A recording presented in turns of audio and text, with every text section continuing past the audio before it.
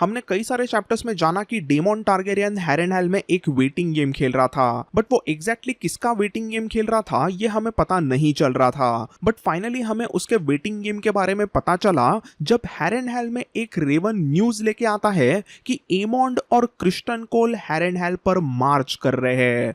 तो एग्जैक्टली इसी चीज का डेमन वेट कर रहा था। जैसे ही डेमन को एमोंड और क्रिस्टन कोल बड़ी आर्मी लेके हैरेनहेल पे आ रहे हैं इस बारे में पता चला, तो वो उसी वक्त समझ गया था कि यही अच्छा मौका है किंग्स लैंडिंग पर अटैक करने का। क्योंकि यहाँ पर बात सिंपल है, अगर एमोंड अपने बड़े ड्रैगन वेगार पर और क्रिस्टन कोल अपनी बड़ी आर्मी लेके यहाँ पर हैरेनहेल में अगर आ रहे हैं तो वहां पर किंग्स लैंडिंग पर कौन होगा। डेमन यहाँ पर बराबर से कैलकुलेट करता है कि किंग्स लैंडिंग में अच्छा डिफेंस इस समय पर मौजूद नहीं होगा और उसके वहां पे अटैक करने की और आयरन थ्रोन को सीज करने की यही एक बहुत ही गोल्डन अपॉर्चुनिटी थी। तो डेमन वही के वही प्लान करता है कि वो रेनिरा के साथ में मिलके किंग्स लैंडिंग को जीत लेगा। अभी इस सिचुएशन में वैसे तो डेमन रेनिरा को रेवन वगैरह भेज सकता था और उसे कह सकता था कि तुम मुझे आके किंग्स लैंडिंग में मिलना, बट एक रेवन से ज्यादा तेज ड्रैगन उड़ता है, तो इसीलिए वो फैसला करता है कि वो खुद ही ड्रैगन स्टोन जाएगा और फिर वहां से वो किंग्स लैंडिंग पर अटैक करेंगे। तो डेमन हैरेनहेल को पूरी तरह से खाली छोड़कर अगले 48 घंटे नॉन स्टॉप फ्लाइट करता है और ड्रैगन स्टोन पे पहुंचा। वहां पर जाते ही पहले तो उसने अपने प्यार क्वीन रेनिरा के साथ में एक अच्छी रात गुजारी और फिर अगले दिन सुबह हमें एक ब्लैक काउंसिल की बहुत ही इंपॉर्टेंट मीटिंग देखने मिलती है। वहां पर उस मीटिंग में ही डेमन को कई सारी नई चीजें पता चलती है कि अभी उसके पास में यानी ब्लैक्स के साइड में नए 4 ड्रैगन्स आ चुके हैं। डेमन की इस मीटिंग में सभी ड्रैगन सीड्स के साथ में अच्छे से मुलाकात होती है और उनकी मीटिंग यहाँ पर शुरू हो गई। तो रेनिरा और डेमन ने एकदम अच्छे से बनाए हुए प्लान के मुताबिक सबसे पहले तो लॉर्ड कॉर्लिस वेलेरियन, उनके सी स्नेक जहाज और कई सारे वेलेरियन फ्लीट के जहाजों के साथ में ब्लैक वाटर बे के जरिए सीधा किंग्स लैंडिंग पर अटैक करेंगे और उसी के साथ साथ सर लॉरेंट मारब्रांड और मशरूम भी उसी जहाज में होंगे। तो अभी लॉर्ड कॉर्लिस वेलेरियन का मैसिव जहाज सी स्नेक अभी बहुत ही अच्छी तरीके से रिपेयर किया गया था और वो इस जहाज को लेके उसी दिन शाम को सीधा किंग्स लैंडिंग के लिए निकल जाते हैं। उनके निकलने के बाद में यही कुछ 3 दिनों तक सभी ड्रैगन्स ड्रैगन स्टोन पर ही रहते हैं, बट देन 3 दिनों के बाद में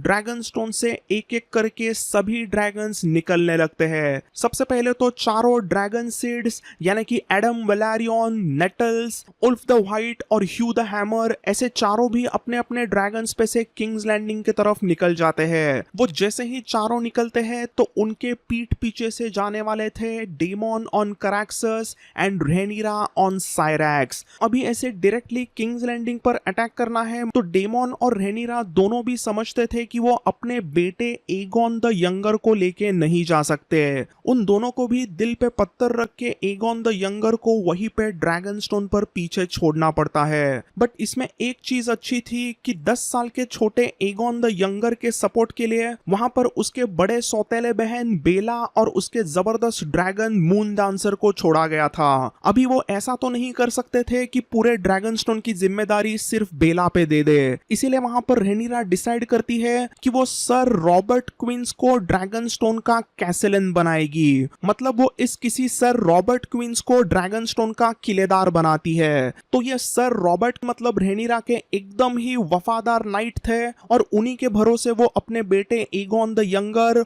और अपने सौतेले बेटी बेला को सौंप देती है। उनके साथ साथ ही रेनिरा अपने ग्रैंड मास्टर गेरार्डिस को भी वहीं पे ड्रैगन स्टोन पे ही छोड़ती है। ऐसा सब जबरदस्त बंदोबस्त करने के बाद में फाइनली कराक्सस पे डेमन और साइरैक्स पे रेनिरा बैठते हैं और वो सीधा निकलते हैं किंग्स लैंडिंग की तरफ। बस कुछ ही टाइम के बाद में टोटल 6 ड्रैगन्स किंग्स लैंडिंग के बाहर पहुंच गए थे। अभी यहाँ पर अगर हम किंग्स लैंडिंग का सर्वे करते हैं तो किंग्स लैंडिंग इस समय पर टोटली अनगार्डेड था। जैसे कि हमने पहले जाना कि किंग्स लैंडिंग की almost 80% of the Targaryen army इस समय पर हैरेनहेल पर अटैक करने के लिए निकल गई थी। तो इसी वजह से इस समय पर टारगेरियंस और हाई टॉवर्स के अगर हम मेन एट आर्म्स काउंट करते हैं तो वो यही कुछ 1000 के आसपास होंगे। बट ये यही कुछ 1000 मेन एट आर्म्स जो कि पूरे किंग्स लैंडिंग में यहाँ वहां बिछड़े हुए थे, वो सभी ड्रैगन्स का क्या मुकाबला करेंगे। इन ड्रैगन्स का मुकाबला सिर्फ ड्रैगन्स ही कर सकते हैं। बट जो भी दूसरे तरफ ग्रीन्स के ड्रैगन थे वो इस समय पर ड्रैगन पिट में एकदम ही लॉक्ड थे। ड्रैगन पिट के ग्रीन्स के ड्रैगन्स यानी कि ड्रीम फायर, मॉर्गुल और श्राइकोस,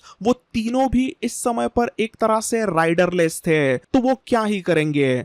दूसरे तरफ हम एगोन द सेकंड की बात करते हैं तो वो इस समय पर अपने रूम में मेलोर और जेरिया के साथ में खेल रहा था। उसी में यहाँ पर लैरिस भी रूम में होता है और उन दोनों की कुछ बातें शुरू थी। देन एलिसेंट के कमरे में हेलेना थी और माँ बेटी के बीच में कुछ अलग ही कॉन्वर्सेशन शुरू था।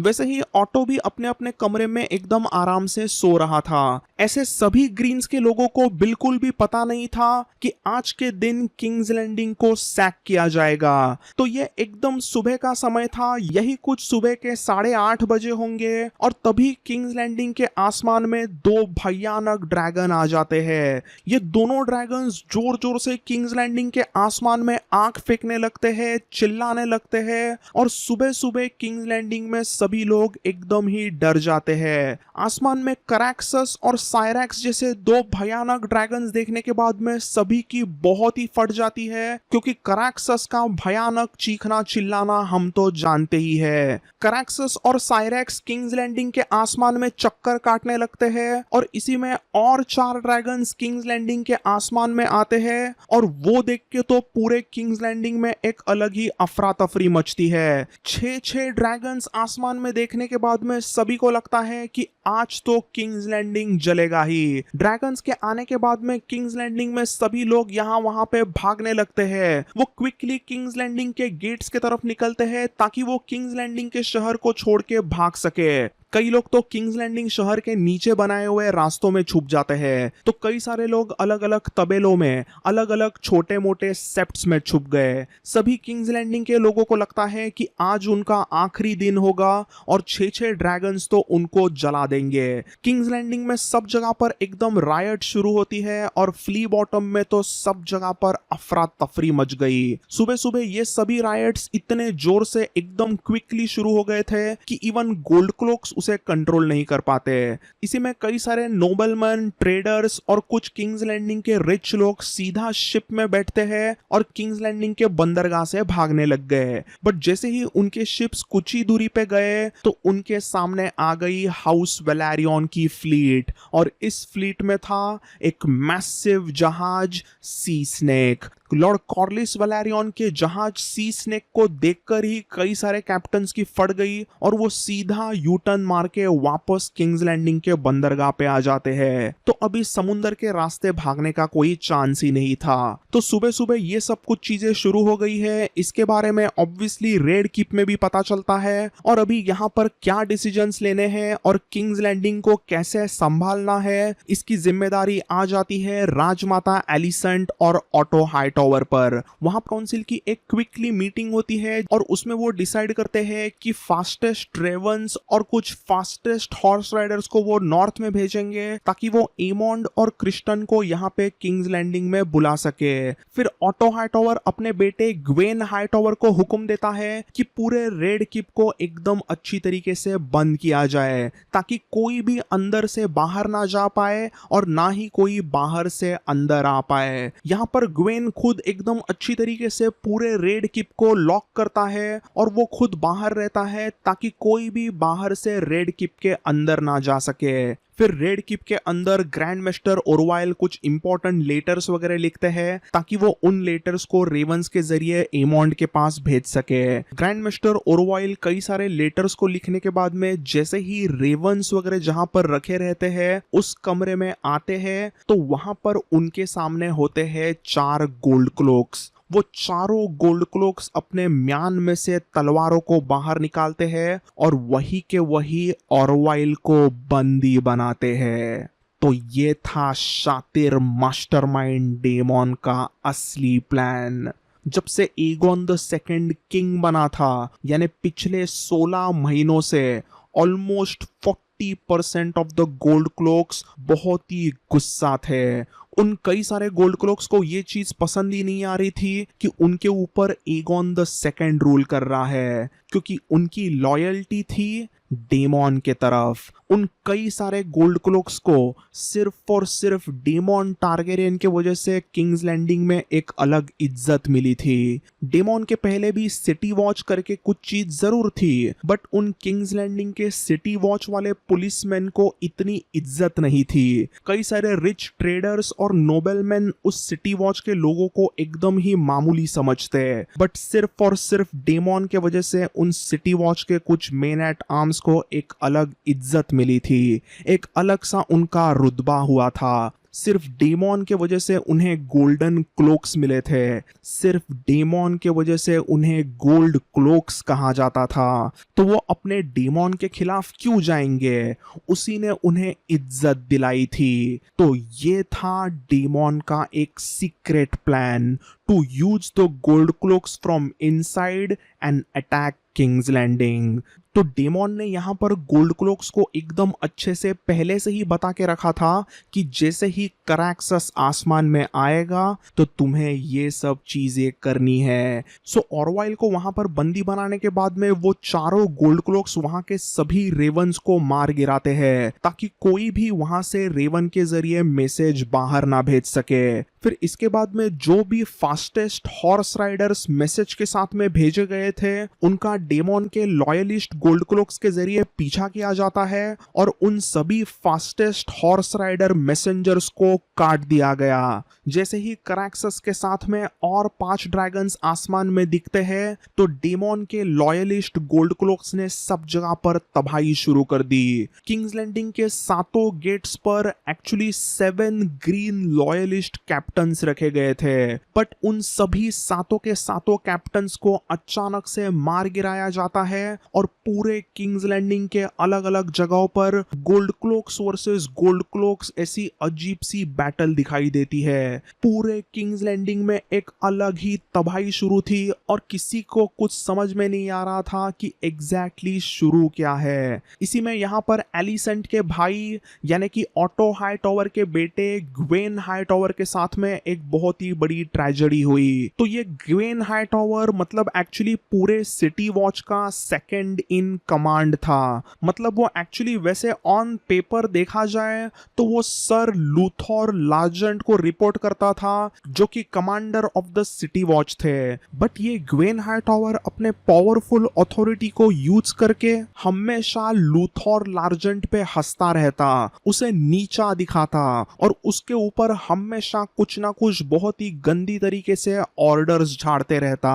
तो जैसे ही यहाँ पर किंग्स लैंडिंग पर सब जगह पर तबाही शुरू होती है, तो ग्वेन हाईटॉवर लूथर लार्जेंट को हुक्म देता है कि क्वीन हेलेना और डूवेजर क्वीन को यानी कि राजमाता एलिसेंट को रेड किप के सीक्रेट डंजन्स में से कहीं पे तो लेके जाओ। फिर ग्वेन यहाँ पे लूथर को बताता है कि वो भी सीक्रेट रास्तों में से बाहर निकलेगा और एमोंड को सीधा हैरेनहेल में जाके मिलेगा। तो जैसे ही ये बात लूथर ने सुनी, तो मॉन्स्ट्रस 6 फुट 8 इंच के ह्यूज लूथर लार्जेंट के चेहरे पर एक भयानक मुस्कान आती है। उसके बाद में वो राक्षस जैसा लूथर लार्जेंट ग्वेन को एक ऐसा पंच मारता है कि उस ग्वेन के 10-12 दांत वही के वही बाहर निकले।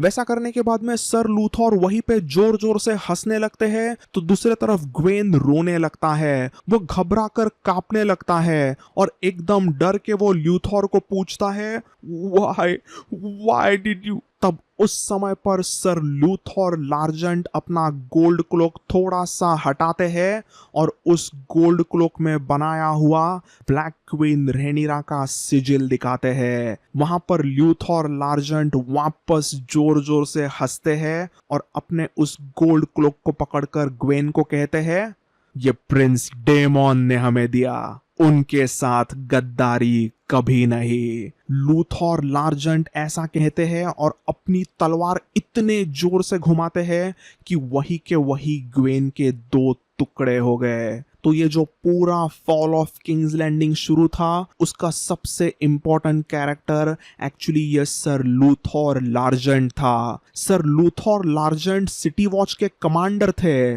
बट एक्चुअली वो अंदर से ब्लैक सपोर्टर थे।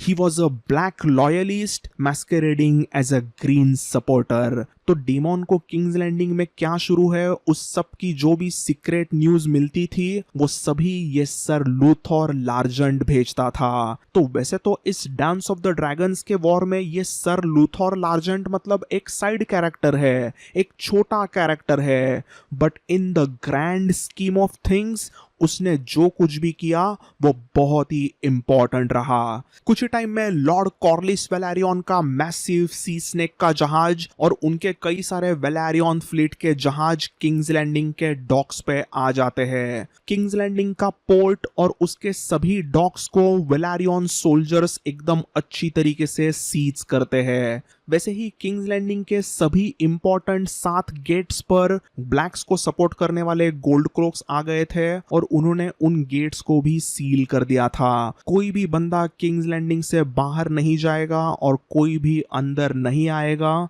उसका अच्छी तरीके से बंदोबस्त किया गया। इसी में एक्चुअली रिवर गेट करके एक गेट जो था वहां पर ग्रीन्स के थोड़े से ज्यादा सोल्जर्स थे, तो वहां पर बैटल थोड़ी सी ज्यादा टाइम चली थी, बट देन वहां पर एडम ने एकदम अच्छी तरीके से अटैक कर दिया और उस पूरे बैटल को आसानी से ब्लैक्स को जिता दिया। देन फिर हम अगर ड्रैगन्स की बात करते हैं तो नेटल्स और शिप स्टीलर ने विसेन्याज हिल के आसपास का पूरा एरिया एकदम ही अच्छी तरीके से कंट्रोल में लाया था।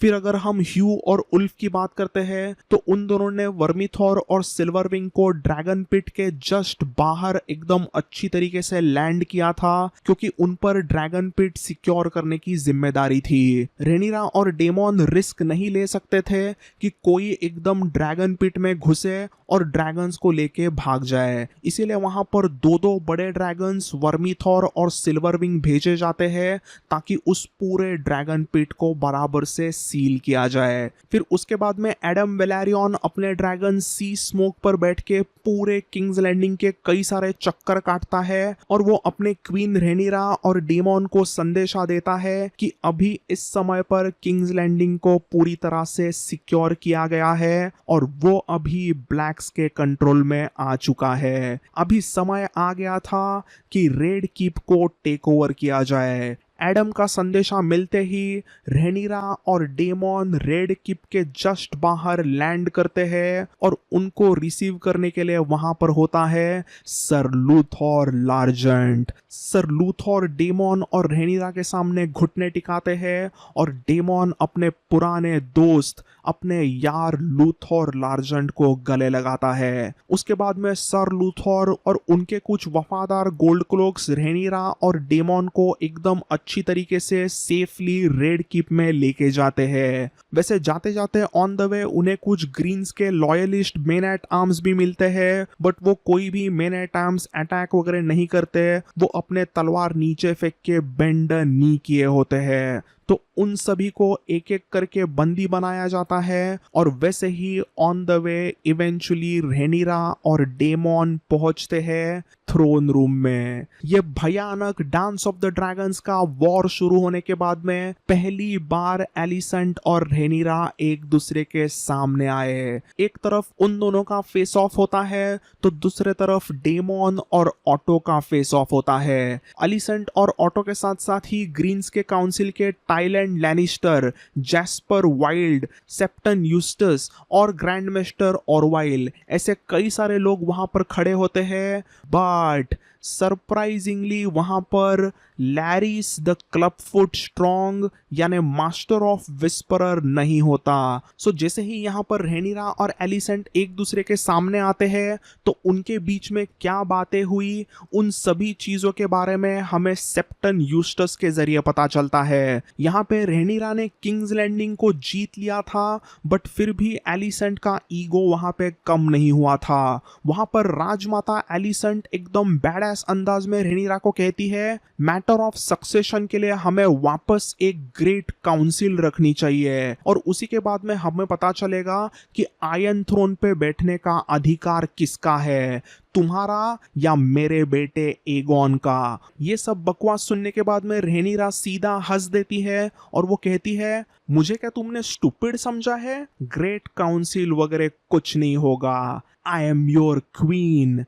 I have always been. Now bend a knee in front of your queen. Rhaenyra के ऐसा कहने के बाद में ना चाह के भी पूरा ग्रीन्स का काउंसिल रेनिरा के सामने बेंड नी करता है। एलिसेंट वैसे बेंड नी करने से पहले तो हिचकिचाती है, बट डेमोन जब अपनी तलवार डार्क सिस्टर को निकालता है तभी चुपचाप एलिसेंट रेनिरा के सामने घुटने टिका देती है। वो वहां पर बेंड नी करके कहती है, city of King's Landing and Iron Throne is yours princess, but तुम उस आयरन थ्रोन पे ज्यादा देर नहीं टिकोगी। किंग्स लैंडिंग में जब बिल्लियां नहीं होती तब तुम्हारे जैसे चूहे बहुत दौड़ते हैं। मेरा बेटा एमोंड और सर क्रिस्टन कोल आएंगे। They will come with fire and blood. वैसे तो यहाँ पे एलिसेंट ने थोड़ा बैडएस डायलॉग जरूर मारा, बट वो सुनने के बाद भी रेनिरा हंस के कहती है, तुमने कितने ड्रैगन है वो देखा? ऐसा वहां पर रेनिरा कहती है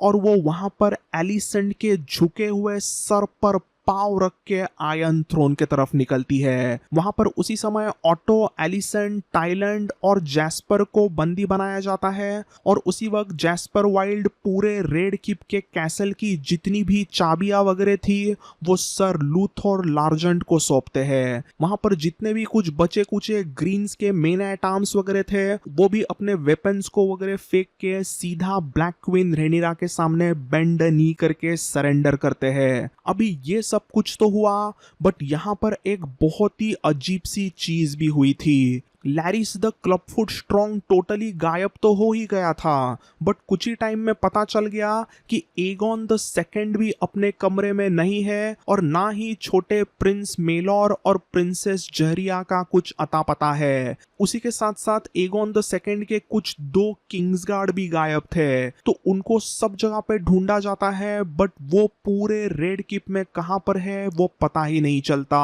लूथर लार्जेंट और उनके गोल्ड क्लोक्स कई सारे ग्रीन काउंसिल के मेंबर्स को थोड़ा बहुत टॉर्चर वगैरह करने लगते हैं ताकि वो एगोन द सेकंड और लैरिस की इंफॉर्मेशन दे पाए, बट इवन ग्रीन काउंसिल के मेंबर्स को कुछ नहीं पता था। इवन सर लूथर लार्जेंट को समझ में नहीं आ रहा था कि एगोन द सेकंड और लैरिस कहां पे गए होंगे, क्योंकि किंग्स लैंडिंग के सभी गेट्स पर एकदम ही अच्छी तरीके से नाकाबंदी की गई थी, पूरी तरीके से किंग्स लैंडिंग को सील किया गया था। सो ये सब कुछ होता ही है, बट इसी के बीच में रेनिरा फाइनली आयरन थ्रोन पे बैठती है with her husband demon Targaryen beside her. जैसे ही रेनिरा अपना तख्त लेती है तो उसी दिन शाम से कई सारे अलग अलग छोटे मोटे किंग्स लैंडिंग के लॉर्ड्स, किंग्स लैंडिंग के कई सारे अलग अलग ट्रेडर्स, मर्चेंट्स, नोबलमैन और इवन कई सारे अलग अलग स्मॉल फोक, उन सभी की दरबार में थ्रोन रूम में पेशी होती है। वो सभी एक एक करके बेंड नी करके रेनिरा के सामने अपने जान की भीख मांगते हैं, उसको सपोर्ट करने का वादा करते हैं, और ये पूरा अपोलॉजीज वगैरह करने का चक्कर,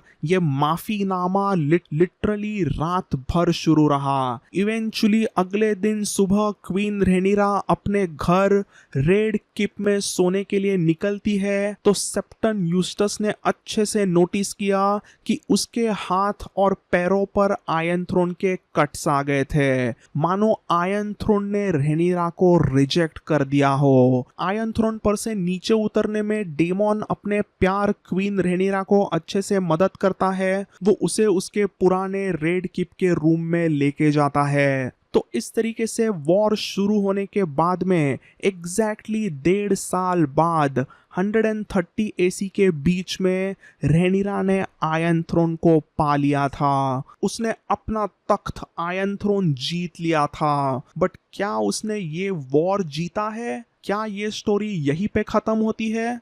तो ऑब्वियसली नॉट। अभी तो डांस ऑफ द ड्रैगन्स के भयानक वॉर का सेकेंड हाफ शुरू हो गया है और कई सारे अलग अलग बहुत ही इंटरेस्टिंग चैप्टर्स आने वाले हैं, तो वो सभी जानने के लिए इस चैनल को ज़रूर सब्सक्राइब कीजिए। अगर ये वीडियो पसंद आया तो ज़रूर थम्स अप भी दीजिए, and thanks a lot for watching this one. I will see you all in the next one. Bye and take care.